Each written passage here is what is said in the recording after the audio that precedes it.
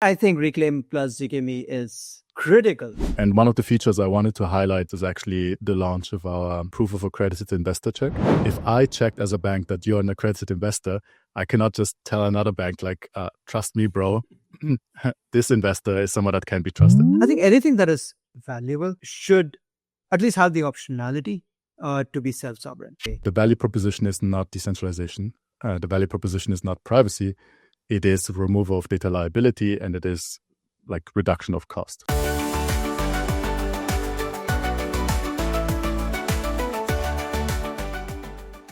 Super excited to be here. Always enjoy talking to you, Alex. Likewise. This time around, we're going to be speaking with an agenda, unlike most of the other times. So very excited to be here, not only speaking to you, but also wanting to talk about, how zkMe and Reclaim have been working together. It's nothing new. We've been doing this for a while now, but we've never publicly spoken about it. So I think it's a great opportunity for us to actually talk about it and actually get into the weeds of what we're doing. So that's essentially what today is going to be about. Maybe Alex, if you could start off with yourselves, introduction, and about zkMe, and that'll be good place to start. Yeah, I mean, first of all, thank you so much for having us, Maddie. It's always a pleasure. We've been working together for more than 1.5 years, I would say now, step by step, and it feels like with the introduction of the feature that we're going to focus on today, we reached a milestone that is really worth celebrating. But we'll get into that. So very quickly about myself, I'm Alex. I'm the founder of zkMe, German mechanical engineer turned Web3 entrepreneur. Very long story. I used to work in automotive before, then decided I want to reinvent my career, and I started zkMe at the very end of 2022 with the intent of bridging traditional finance compliance with Web3. So at zkMe, we're building a privacy-first verification layer that allows for compliant verification of credentials on-chain without having to compromise on decentralization and privacy. So the way I think of it is it's like trustless compliance, where both privacy, decentralization, and regulation can coexist in the same way. Yep, 100%. Did you also want to throw a little bit light on zkMe and Reclaim? Of course, I'll do a more robust introduction of Reclaim itself, but if you could just see the plans here. And okay, I can do that. So the way we do trustless compliance at zkMe is that we act as an credential oracle, like an identity oracle. We take sources of trust that exist somewhere off-chain. So, for example, on a physical device like your biometric passport that has been cryptographically signed by a government, or by a data point that exists on the internet and is signed through a TLS handshake. And through Reclaim, we can leverage those TLS handshakes in order to bridge credentials that exist on the internet and make them available on chain.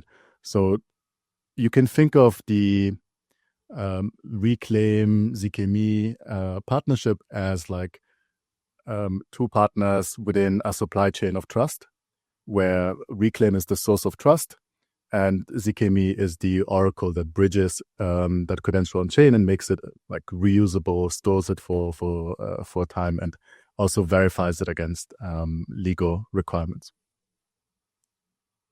Yeah, that's actually pretty accurate. So essentially, to give an overview of what Reclaim does in this context is, as you mentioned, Alex, there's a lot of data that's actually scattered around the internet. Now, increasingly, most of our data is now being concentrated on the apps we use, the websites we use, and stuff like that. And historically speaking, whatever you were doing online has never been considered something that is trustworthy data, right? Trustworthy data has always been a piece of paper that your bank would have given you, or the government has issued, or something that you can download from a portal, from a government portal, and so on. But that's increasingly changing. right? So now more and more activity that we are doing um, accrue credentials on various websites, various apps that we use on a day-to-day basis. And all of those are now valuable data points. And they reside on various websites, which may or may not really talk to each other, right? So essentially, what Reclaim Protocol does is Reclaim Protocol is essentially a zkTLS, which is it enables the user to log in into a website, and whatever data they see on that website, which is probably their reputation, their contributions, and so on. Now, all of those can be zk proven, which is not very important. What is important is, this is now a piece of data that becomes interoperable. That is, okay, if it's residing on website A, now another service, which might be website B, or it might be a smart contract on chain, all of them can now start using that credential, using that information that was posted on that website with a lot of trust, with the belief or with the trust that it has not been tampered with and can be trusted for making business decisions. And like this is what Reclaim does. The way I always explain zkTLS to like the uninitiated is that, like, for the first time in like at least 20 years, we have the ability to break down data silos where big tech companies, right, they have been taking advantage and taking profit and extracting value from data silos, like big tech companies like Google, like Facebook, like Microsoft. They own that data, right? And they selectively choose who can have access to the data. So meaning for that specific data set, they have a data monopoly. And with zkTLS, you actually give the users the ability to choose their own value for the data. So if there's someone that tells you like for example, in the zkMe example, we're willing to give a kickback to every user that proves that they have, for example, a bank account with X, Y, and Z bank, and that's worth like $5. If we were to approach the bank directly, they would probably charge us like an order of magnitude more than that, because that's their prerogative of being the data owner. But through zkTLS, we can actually just create a proof that costs like a couple cents and liberate that data and make it available to a much broader audience. So it's really an exciting tech.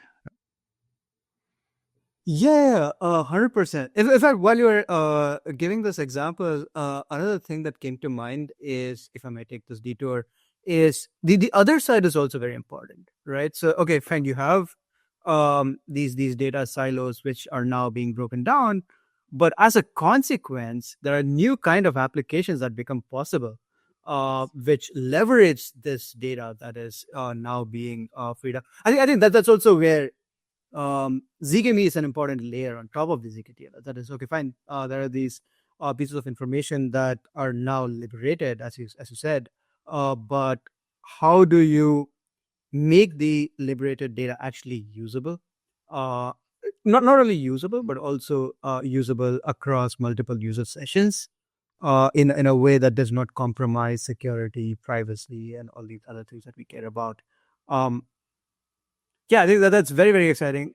Maybe if I can just take a couple minutes here to give an example that is coming to my head. You could probably edit this out if it's not super relevant. No, please go. But there's this very interesting company in India, actually. It's a credit card company. Now they need to verify the user's address to underwrite risk, right? So they have this notion that people who are in different geographies have different risk profiles, whatever. Now, how do you verify somebody's location or somebody's residence right now? Sure, you have all of these passports and national IDs, but they're usually outdated. So the they also only prove citizenship, right? They don't prove residence, which is different. Sure, like in the Indian national ID, which is the other, you have your address over there, but it's usually the ancestral home or something like that that's put up over there, like a permanent residence, which is usually not where people live anyways. So the very interesting thing that this card is doing with us is now the users can log in into food delivery apps in India and generate a proof of where they've been ordering food for the last 6 months. And that becomes kind of a proof of their residence, which is good enough for this credit card company to underwrite risk. So basically, the example that I'm trying to portray over here is, yes, data silos are being broken down, but the most interesting thing is what happens by virtue of those data silos breaking down is this new plethora of apps become possible, both on chain, off chain. We'll talk about that in a moment. But that's what I'm very, very excited about in this collaboration is you take this data that was previously not accessible to other apps and websites and smart contracts, liberate it, and apply the computation that is required in a privacy preserving way to actually make that data useful. Yeah, so I think Reclaim plus zkMe is critical, to say the least, for actually liberating the data. Absolutely. And like I think we could talk about so many different use cases. Like there is not a single industry that I couldn't think of a use case that would benefit from like efficient reusability of TLS proofs with decentralized storage and selective disclosure. Yeah, like literally healthcare, logistics, manufacturing, like so many different things could benefit from it. Like a full liberation of data, like removal of data silos. So at the very start, when I started with zkMe, I was thinking like, I mean, do I go back to manufacturing and logistics where I actually like spent most of my career in, or do I do something else? And then actually I came to the conclusion that for the promise of Web3 to really come true, which is the disruption of traditional finance and like banking the debanked, the most important thing is going to be like on-chain financial services, DeFi, or like the intersection between DeFi and TradFi. So we actually started with compliance, like due diligence and KYC compliance. And I think that's at the moment the most tangible use case for a Reclaim zkMe collaboration. And one of the features I wanted to highlight in this podcast is actually the launch of our proof of accredited investor check.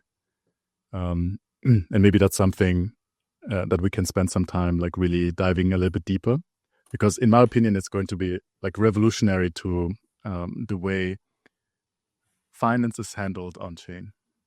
Yeah, of course, that is the most important thing for us to talk about. I think the rest of this conversation is going to be revolving around this. Maybe to set this up, we need to talk about what the problem itself is. There are two sides to this problem. Of course, the data procurement itself, and then actually verifying it and making it usable. Did you want to kickstart, or should I go first with? I mean, I can talk a little bit about like what the problem statement is. So the biggest issue is mostly the intersection between how Web3 or how DeFi is set up, with like the transparency of like a distributed ledger, and how regulators and how internal risk managers think about risk.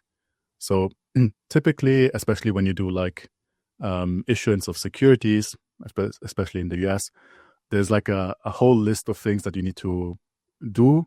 I mean, besides like registering the security, you have to make sure that you're interacting, like you know who you're interacting with, but that actually goes against the ethos of Web3. So the problem statement is actually, if you want to do regulated financial services on Web3, is that you need to find some way of like making sure that you have efficient and effective customer identification programs where you check, for example, Is the user over 18? Is the user of a certain jurisdiction? Is the user like sanctioned? Um, do you know the residence? Like, are you able to generate a proof of the location where the user is actually currently located? And then, beyond that, if you want to go into higher level things, like, for example, the issuance of securities under a regulation S or a regulation D exception in the US, you would also have to check things like a proof that the investor that is currently buying your security is a professional or accredited investor. And in order to do that, you need to tap into like really high value data sources. And these data sources are extremely expensive if bought in through traditional methods. Like, there are specialized intermediaries, that would take tax reports, that would take bank statements, that would store these bank statements, that would look at them and then come to a determination: is the user an accredited investor or not? But if you think about it, that actually causes like a huge friction. Like, you have all of these like expensive steps in between. You have like all of the liability of storing the data, not only storing the data with the intermediary, but also with the user, but also with the financial service provider. And then as soon as you build like this whole like house of cards, it makes interoperability of that proof impossible, right? Like, if I checked as a bank that you're an accredited investor, I cannot just tell another bank like, trust me, bro, this investor is someone that can be trusted. And that generates a lot of friction. And in order to remove those frictions, our thesis is like the user already has access to that data. They just don't have a way of proving that they have access to that data without removing the trust assumption into the user's like trust, right? Like, is the user faking their own data? And that's where Reclaim's zkTls solution comes in. 100%. Just before I dive into how Reclaim is going to be adding value over here, a funny anecdote that I have as a case in point on what Alex is saying here is, in 2022 we raced around, and we had a bunch of angels that we wanted to bring onto our into that round, and there were like a lot of small checks. So we ended up doing a angel list SPV, right? And I was sitting with this friend, and he was like trying to invest, and he was going through the process on angel list, and all that he had to do was tap on a button that says, yes, I'm an accredited investor. And I was hoping that the next step would be some form of verification or some details would be asked. But on angel list, the only thing I had to do was say, yes, I'm an accredited investor. And if you think about it, it is in some sense AngelList duty to make sure that only accredited investors are able to invest. But the process is probably so damn hard right now to get access to that information of whether or not the user is an accredited investor, that a company as big as AngelList, whose only job is to facilitate these investments, has decided to not to do that check and push all the liability onto the user, saying, no, you go figure it out. Yeah, I mean, I have similar anecdotes. Like, I've also gone through the AngelList process, and I mean, it's as always in compliance, right? Like, compliance is is always like a balancing act between like how much liability do you take over versus how much friction do you add to the process, and how much cost do you add to the process. Like, I had a similar thing. As you know, I moved from Germany to Hong Kong for zkMe. And one time, a bank in Hong Kong had to do some checks about me. Like, is this person like someone that can be considered accredited within the Hong Kong regulations? So they pinged my bank in Germany and my bank in Germany, because they didn't have like some form of API connection. Like, literally sent an email to the bank here in Hong Kong, to like a public email address with all of my financial history.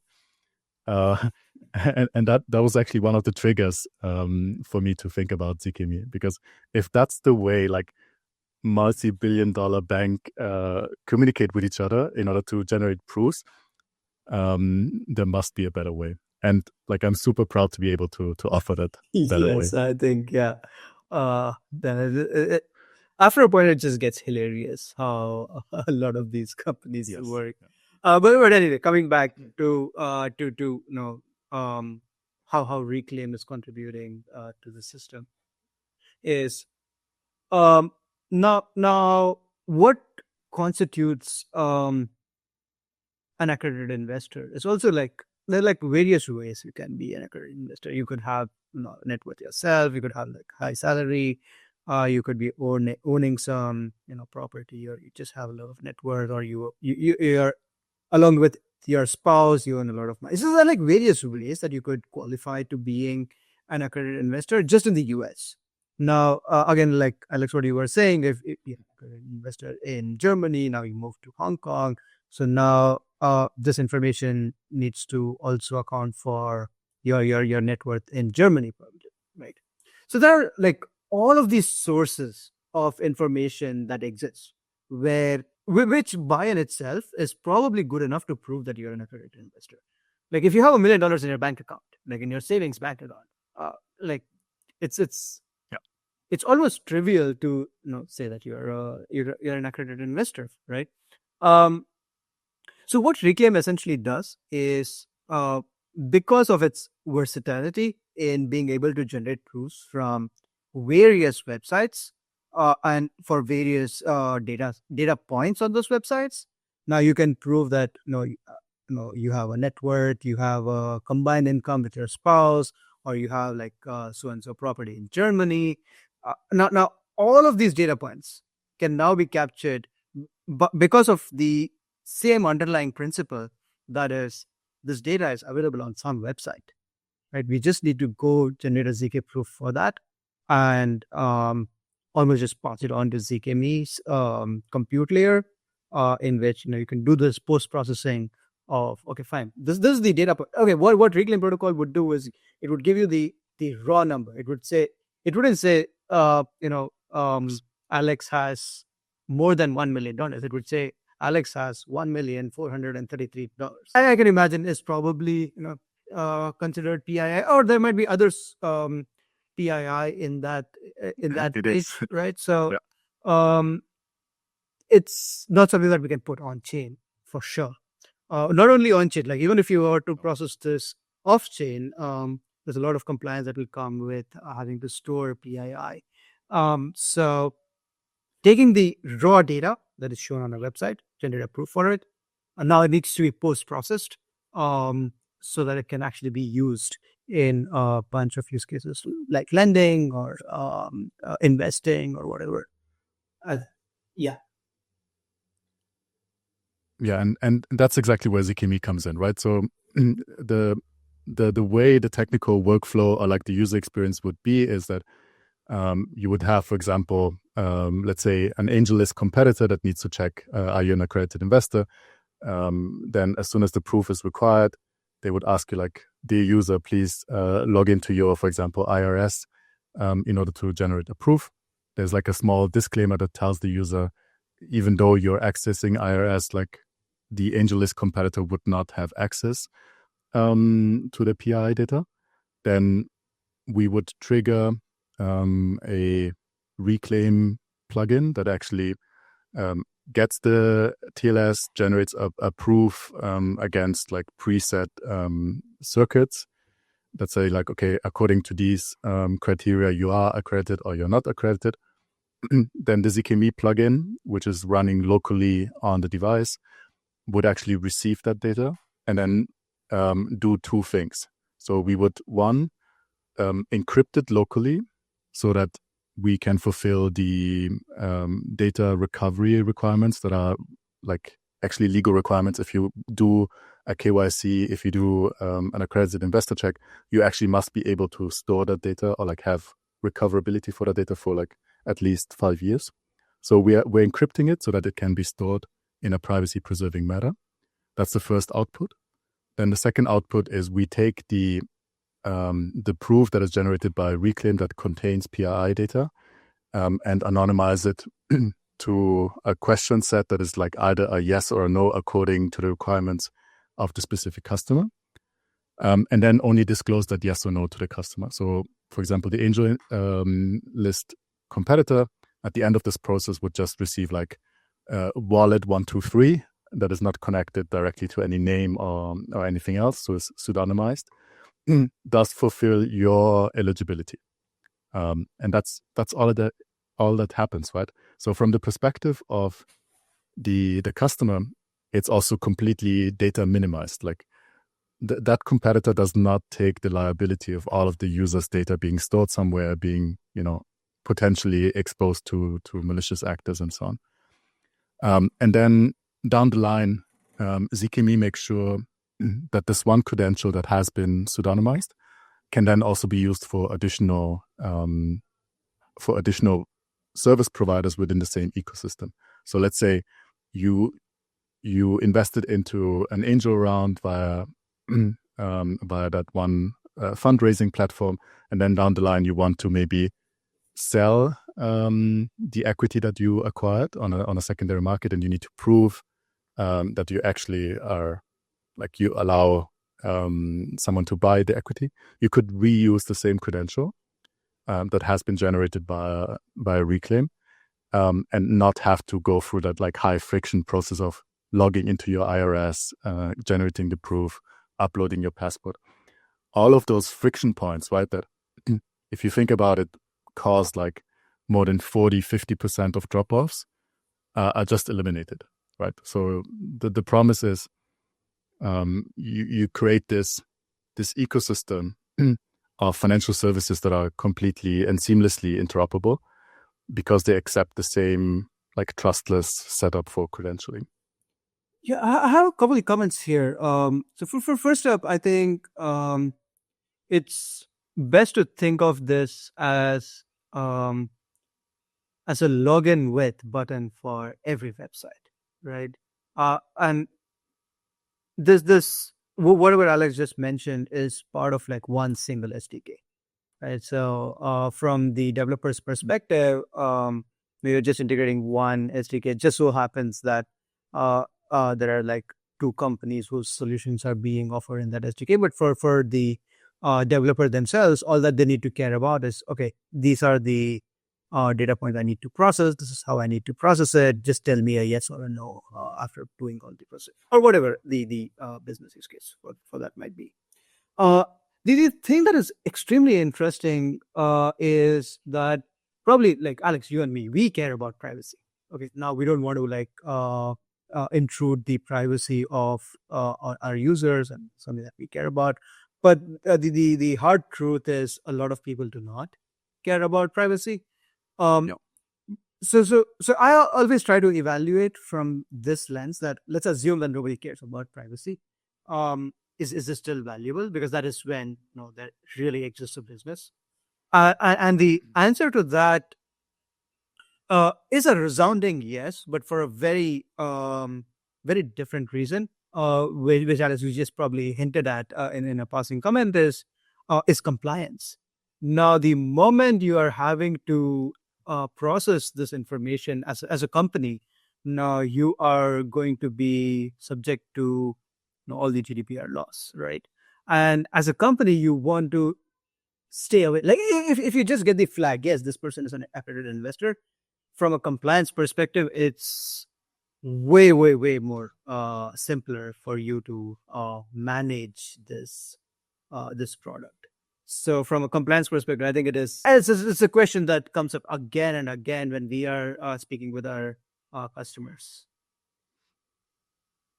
Yeah, absolutely. Like I've also come to the realization that decentralization, open sourcing, like the removal of trust assumptions, and also privacy are just hygiene factors.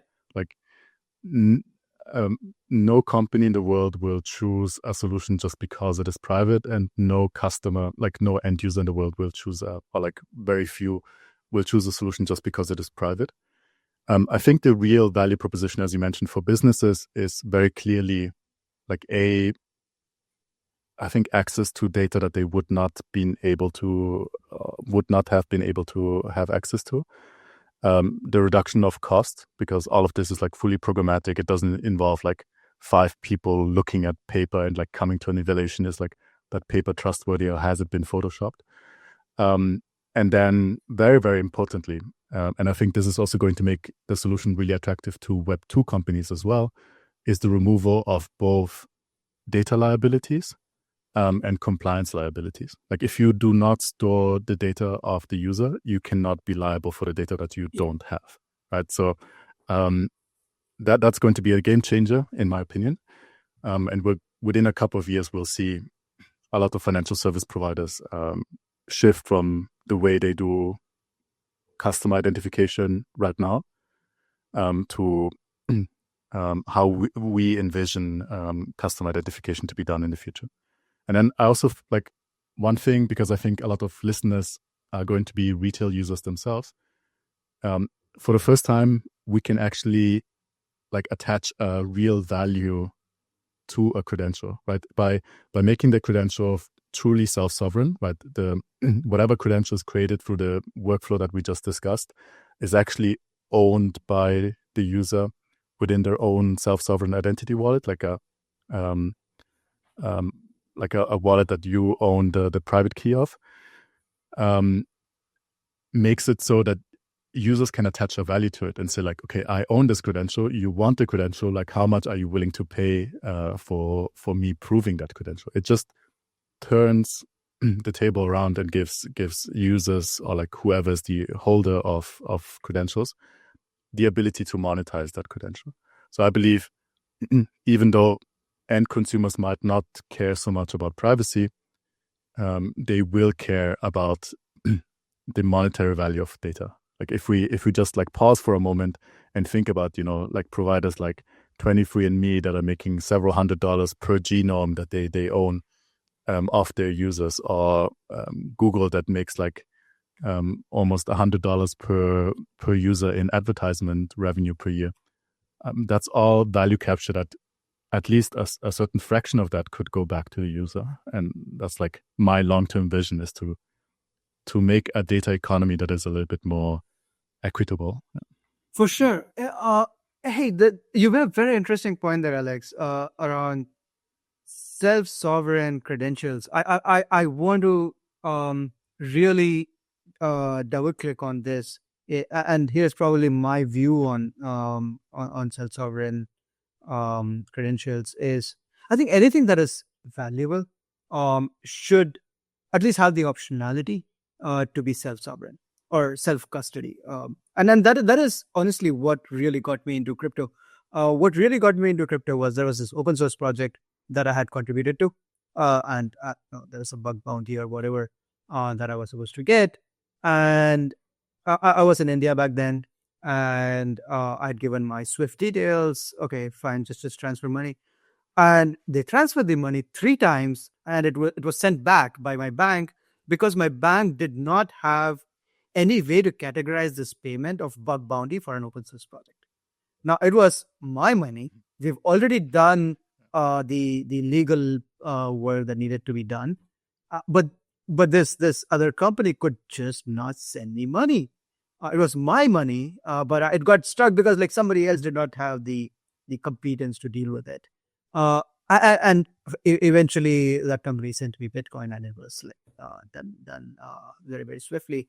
That was my first exposure. And that is when I probably got nut-snapped that, hey, anything useful, anything important in my life, I want to have self-custody in which I am able to have full control around how it is being moved around, how it is being used. Not from a, hey, I don't want to be compliant. Like I'll still be compliant, but I don't want to be at the mercy of incompetent middlemen.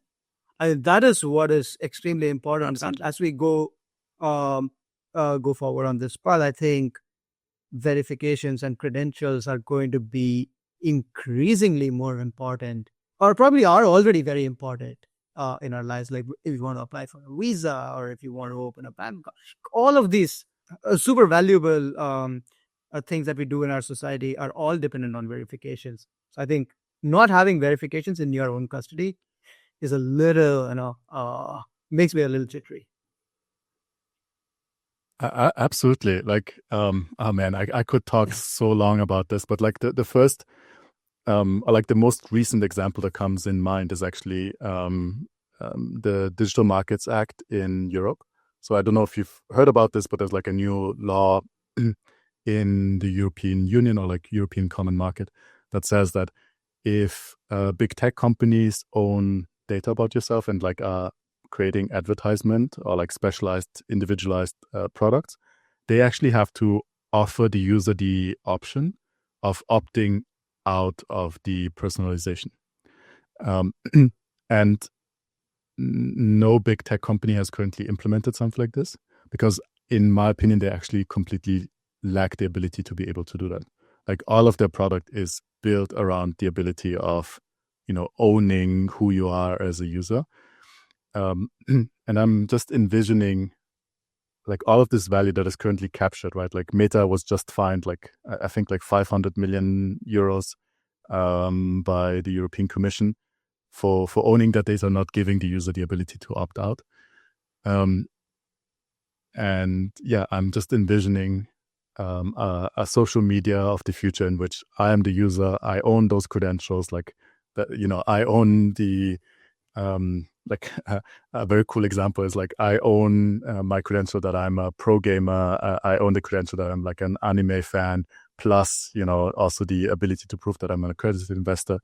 And then I can selectively disclose that to Meta and say like, yeah, I do want advertisement that takes this part of my personality, like that I am a pro gamer and an accredited investor because that's like my public persona. But maybe I don't want to share that I'm like an anime fan as well. And with self-sovereign data control is literally like the only technical way for Meta to access that data would be you signing a transaction that says like, these are the data sets that I'm providing to Meta. And it just provides that peace of mind that I'm envisioning where I, as a user, have full control. Like only my signature allows data to be shared. Yeah, having full control is, or at least having the optionality to have full control, I think is super super important. Like I am Yeah, yes. sorry, I didn't want to interrupt, but I think optionality is really, really important.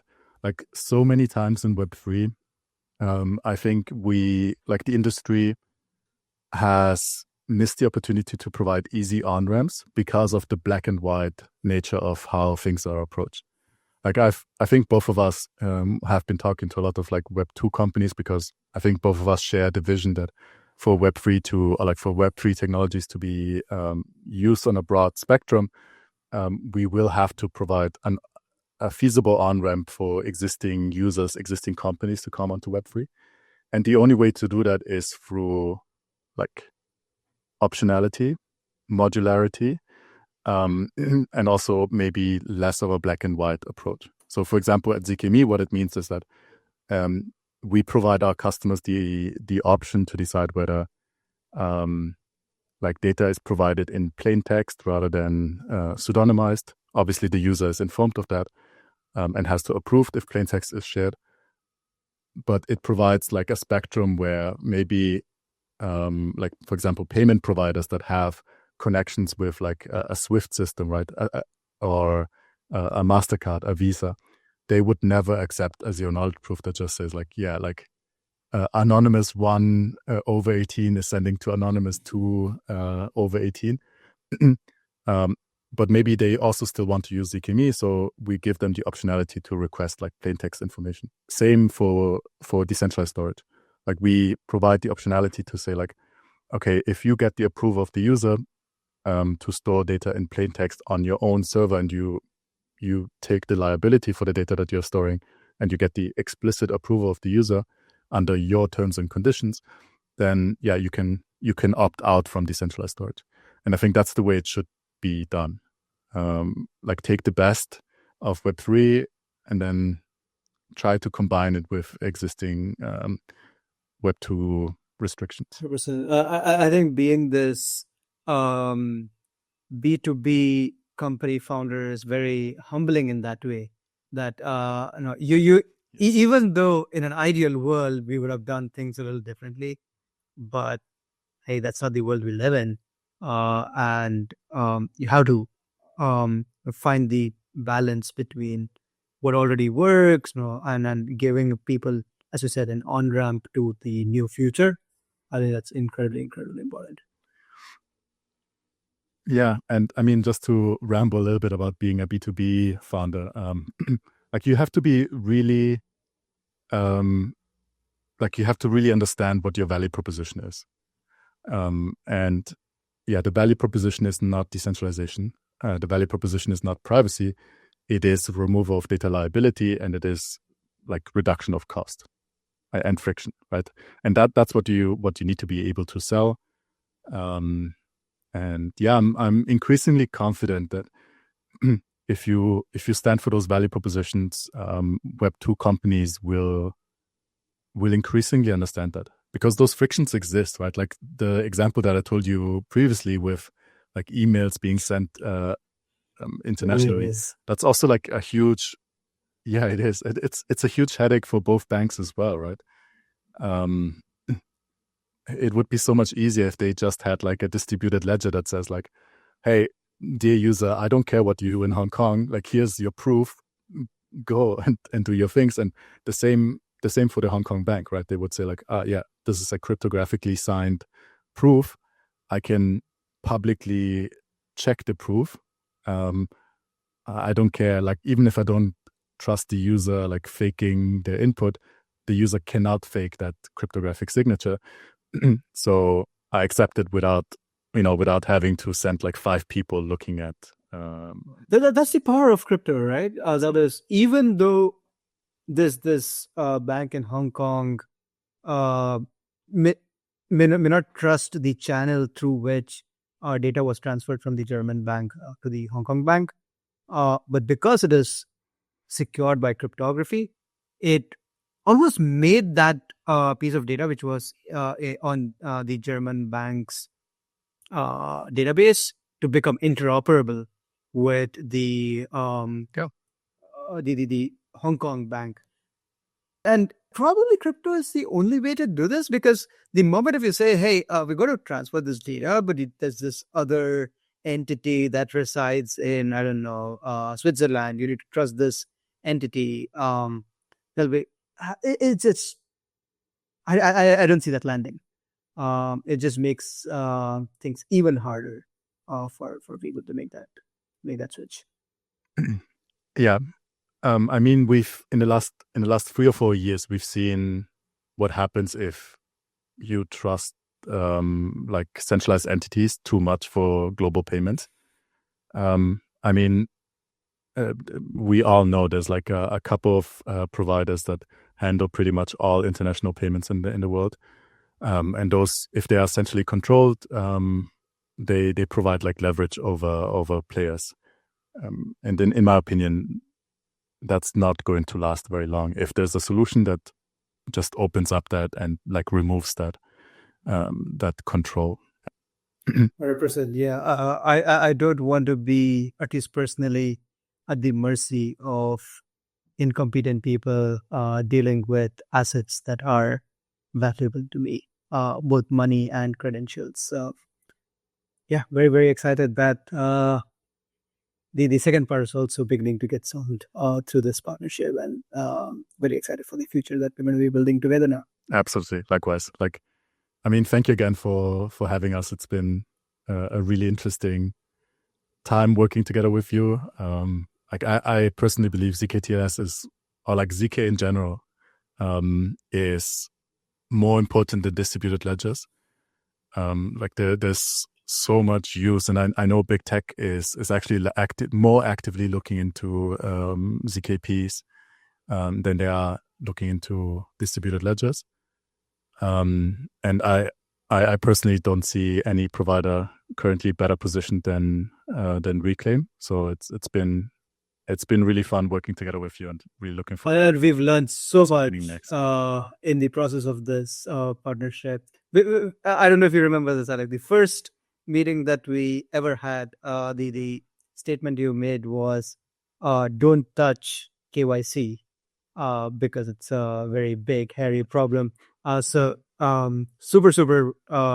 excited that you bring that side of the expertise into this relationship, because of which we've been able to actually sell better to a lot of our customers. They have a better value proposition with this whole package instead of just a piecemeal approach. Yeah, I think that has been a learning curve for the whole industry. I remember like especially 1.5 years ago, there was this whole wave of people trying to magically wave away all legal requirements in regards to KYC AML Secondary KYC by issuing like indirect statement. That was the key. Yeah, exactly. Like, like the MOU, like trust me, bro. I KYC it, so you can also trust. No, and it's nice to see that the industry, especially in the last half a year, has gone through like a significant increase in maturity, in my opinion. Demand is increasing a lot for on-chain verifications, and I think now is the right time to push on this. 100%. I have a hook for our audience. Probably a challenge for our audience before we sign off here. I think a lot of our the people in the audience are probably going to be using this solution that we just talked about very soon in a product that they use very often. And the challenge probably is, hey, if you spot it, just tweet it, and we'll send you a t-shirt or something. I don't know. But that is going to be fun. So very excited. I wish on today's podcast we could talk about all of those, but it's going to be on products we all love and use, are going to be ZK-fied in some sense. So very excited for the future. Yeah, I'm happy to co-sponsor t-shirts. We should come up with some kind of like crazy design, like I spotted my zkTLS, something like this. I don't, or like I reclaimed my credential. No, like let's do this kind of podcast again once we're able to announce some of the like proper partnerships that we're working on. Maybe we can also have a customer on. Yeah, like my challenge is just like follow what's happening. There's so many super interesting things. Like zkMe in the next half a year is going to announce like at least 3 giant partnerships that will make sure millions of users will use our solution, and cannot wait to like celebrate on this podcast again. 100%. Alex, as always, great chatting with you, man. See you soon. Yeah, likewise. Thanks so much, Maddie. Bye. Yeah, see you soon. Bye.